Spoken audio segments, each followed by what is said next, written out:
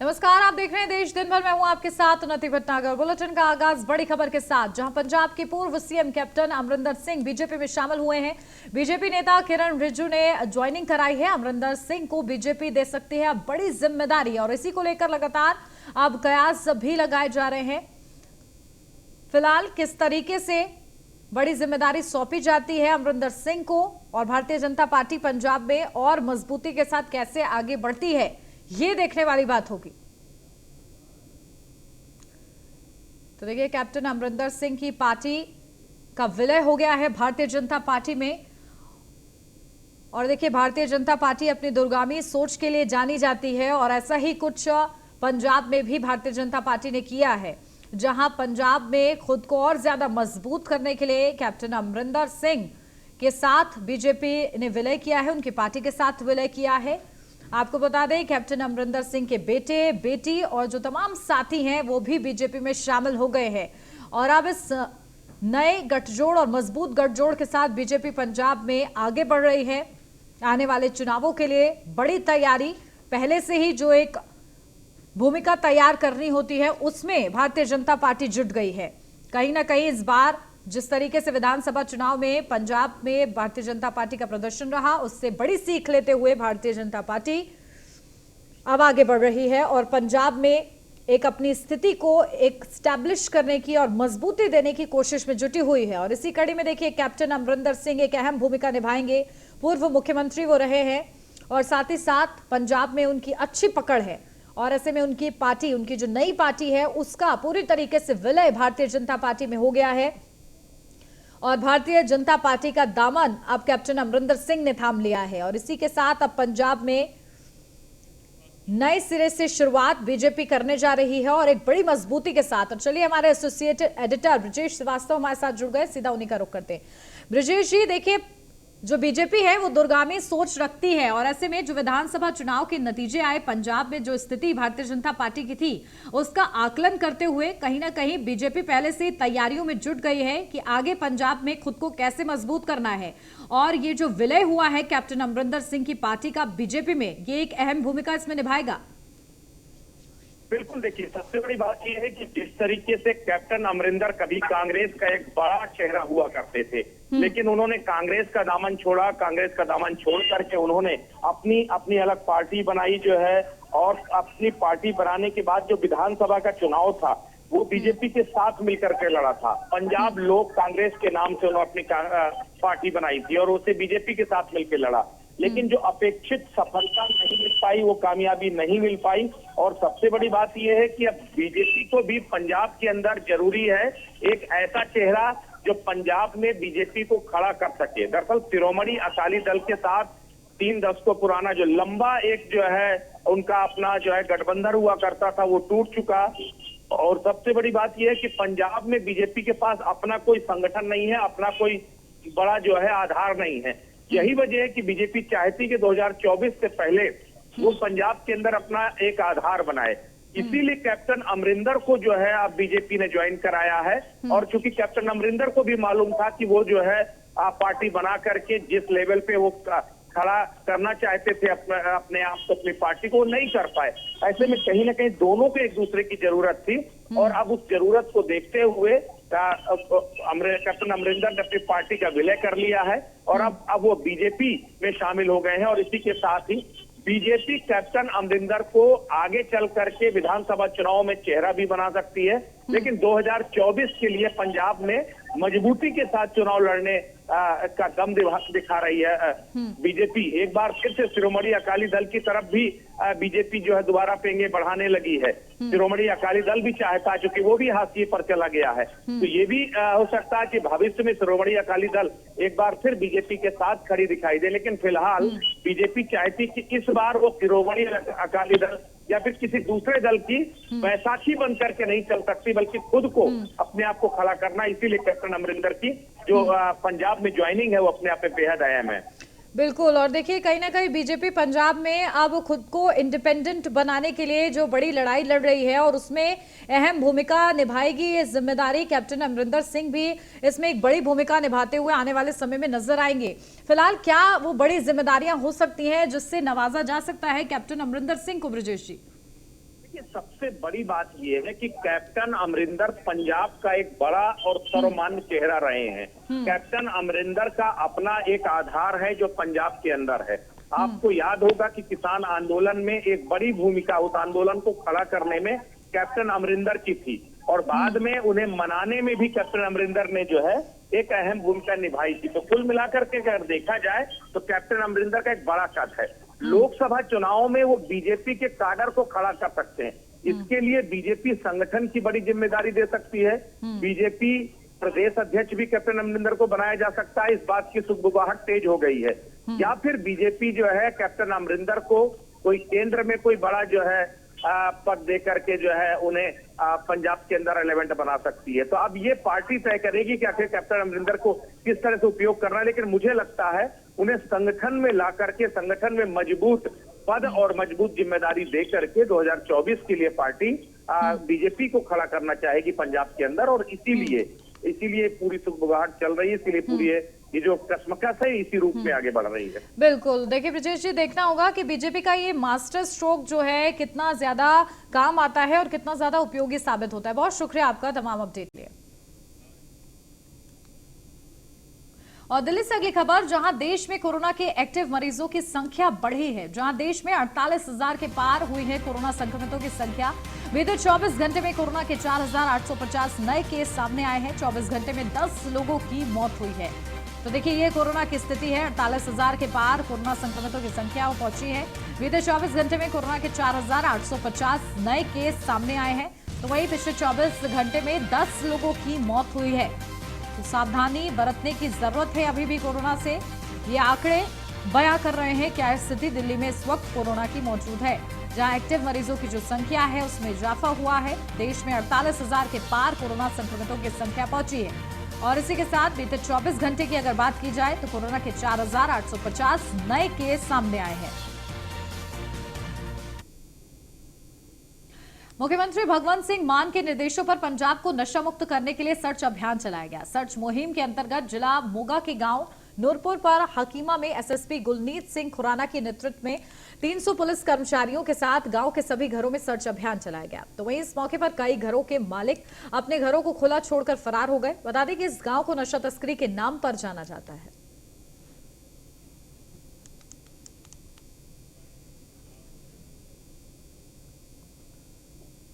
Mohali MS कांड को लेकर चंडीगढ़ से शिमला तक हंगामा मच गया है और इस मामले में 3 लोगों की गिरफ्तारी हुई है।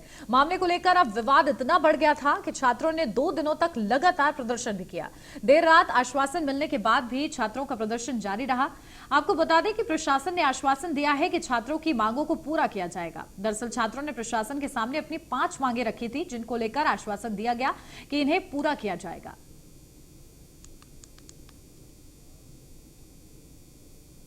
प्रदेश में शिक्षकों के लिए पुरानी पेंशन योजना को बिना शर्त लागू करने की मांग को लेकर शिक्षक संघ की ओर से लातूर में आंदोलन किया गया।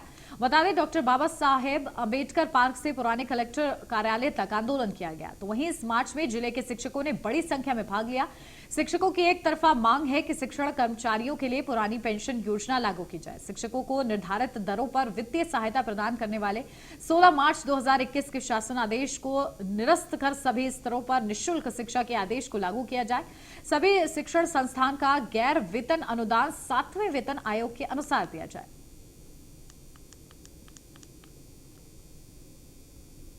पुरानी पेंशन हमको मिलनी चाहिए, क्योंकि हमने 10-12 साल बिना वेतन यहाँ पे काम किया है और पुरानी पेंशन हमारा हक है। ये हक हमें मिलना चाहिए।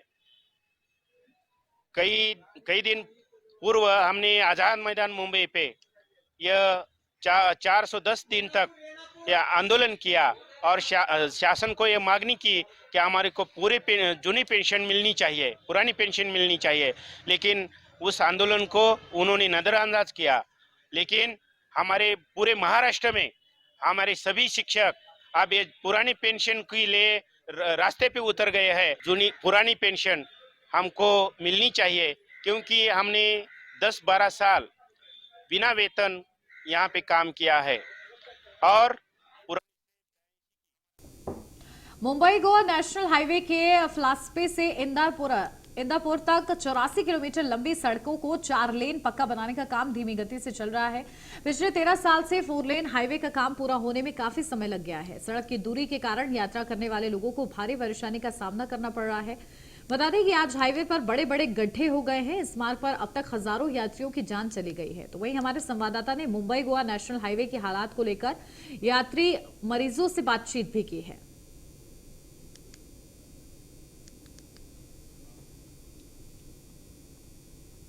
बिहार के पटना में आरजेडी के अध्यक्ष पद के लिए सोमवार को नामांकन होंगे। दूसरी बार लाल तेजस्वी की पार्टी की कमान जगदानंद सिंह को सौंपी जाएगी। राज्य परिषद की बैठक में 21 सितंबर को जगदानंद सिंह के नए प्रदेश अध्यक्ष बनने की घोषणा कर दी जाएगी। बता दें कि आरजेडी सुप्रीमो लालू प्रसाद यादव के साथ में जगदानंद सिंह ने लंबी राजनीति की है। दोनों बड़े ही अच्छे दोस्त भी माने जाते हैं। साथ ही जगदानंद सिंह ने पिछले विधानसभा चुनाव में अधिक मजबूती दी और उनके नेतृत्व में पार्टी ने अच्छी जीत भी हासिल की है। लालू प्रसाद यादव और तेजस्वी यादव की पहली पसंद वे प्रदेश अध्यक्ष पद के लिए है। उन्हें पार्टी एक बार फिर से प्रदेश अध्यक्ष बनाने जा रही है।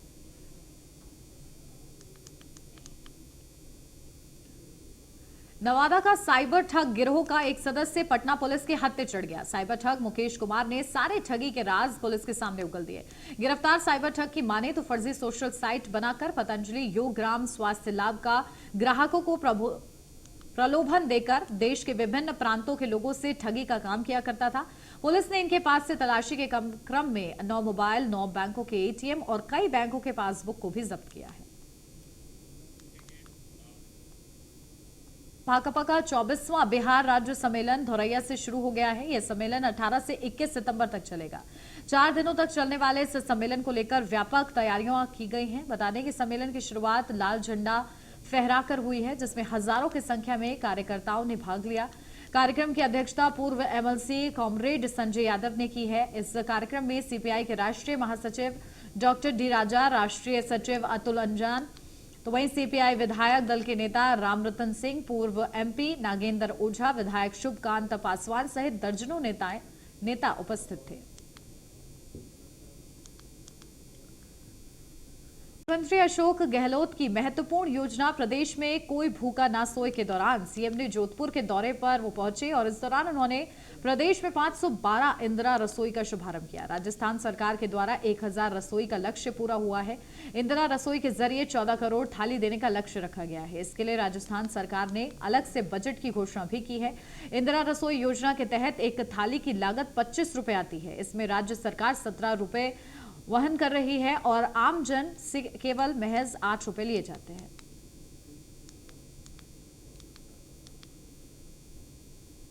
मुख्यमंत्री अशोक गहलोत ने बरकतुल्ला खां स्टेडियम के शानदार कामों पर प्रसन्नता जाहिर करते हुए कहा है कि इसे सभी प्रकार की सुविधाओं से परिपूर्ण कर दिया है। इससे खिलाड़ियों को सभी प्रकार के संसाधनों और सुविधाओं का लाभ मिलेगा और वे अपनी प्रतिभाओं को निखार कर आगे बढ़ सकेंगे। उन्होंने कहा है कि पहले के मुकाबले अब खिलाड़ियों के लिए बेहतर सुविधाएं उपलब्ध हैं। इनका लाभ पाकर आगे आने का उन्होंने खिलाड़ियों से आह्वान किया है। साथ ही साथ हर क्षेत्र और हर आयु वर्ग के लोगों की इसमें भागीदारी सुनिश्चित करने के लिए आयोजन किया गया है। इसमें सभी ने पूरे जोश और उत्साह से हिस्सा लिया है।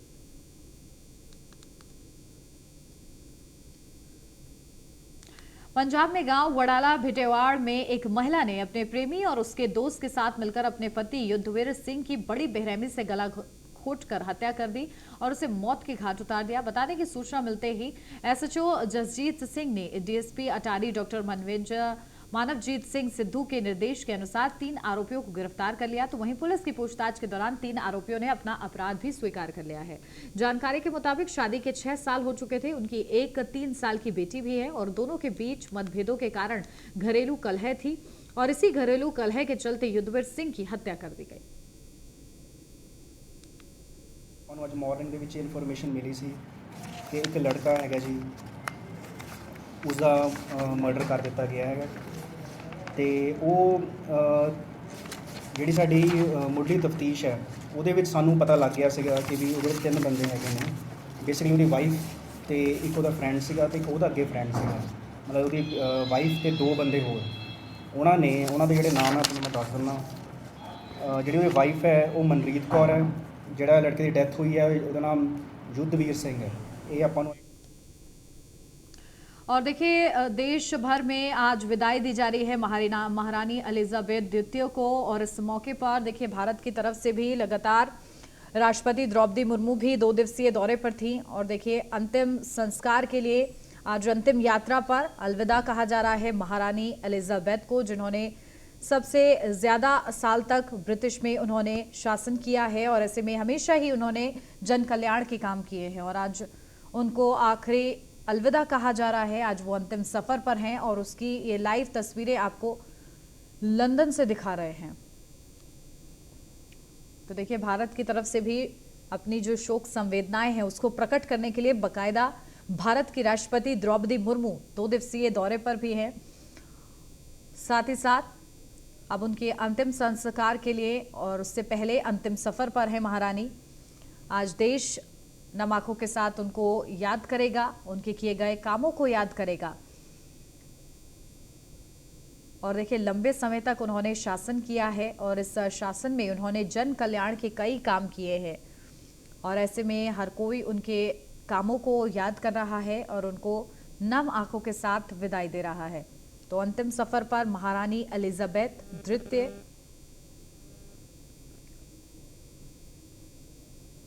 और अपने अंतिम सफर पर हैं और इस मौके पर पूरे देखिए राजकीय सम्मान के साथ उनको अलविदा कहा जाएगा। और भारत भी की तरफ से भी जो अपनी शोक संवेदनाएं हैं वो प्रकट की जा रही हैं महारानी के प्रति। और देखिए कितनी बड़ी संख्या में वहां पर लोग इस अंतिम सफर में मौजूद हैं, ये आप साफ देख सकते हैं इन तस्वीरों के जरिए। लोग उनको याद करेंगे और देखिए आखिरी बार जब उन्हें अलविदा कहा जा रहा है तो नम आंखों के साथ उनको नमन किया जा रहा है।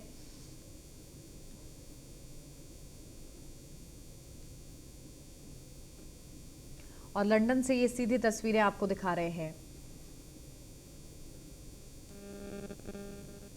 तो देखिए ब्रिटेन के सबसे लंबे समय तक महारानी वो रही हैं और उनके निधन के बाद से ही शोकाकुल माहौल था पूरे देश भर में।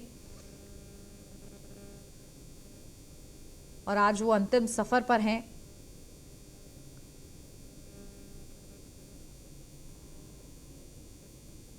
देखिए भारत की ओर से भी राष्ट्रपति द्रौपदी मुर्मू ने शनिवार को भारत की ओर से रानी को अपना सम्मान भी दिया था और साथ ही साथ किंग चार्ल्स तृतीय से मुलाकात भी की थी।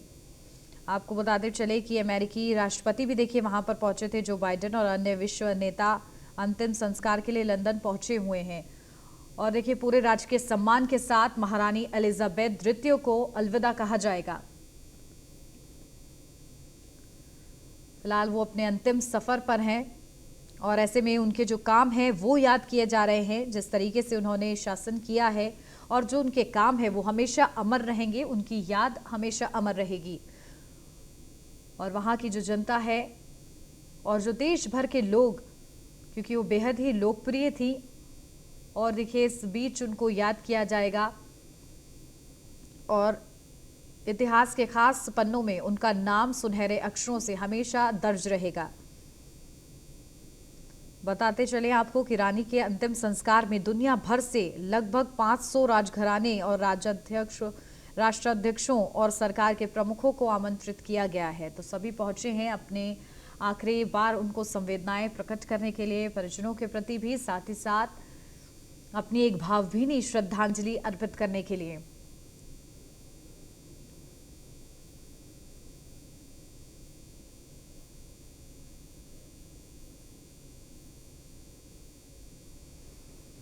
तो देखिए अंतिम सफर की आपको ये लाइव तस्वीरें दिखा रहे हैं।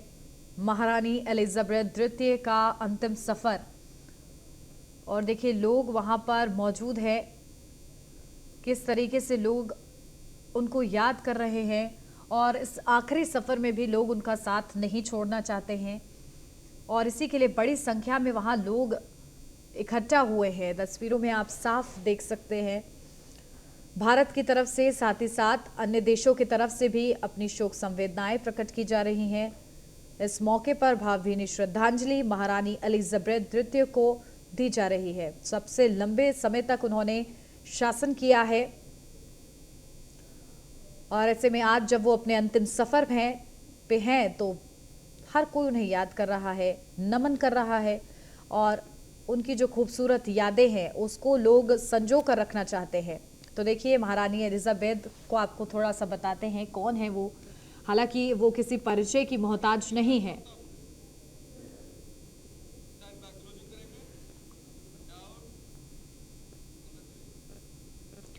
और इसी के साथ इस बुलेटिन में फिलहाल बस इतना ही। आप बने रहिए न्यूज़ 1 इंडिया के साथ। नमस्कार।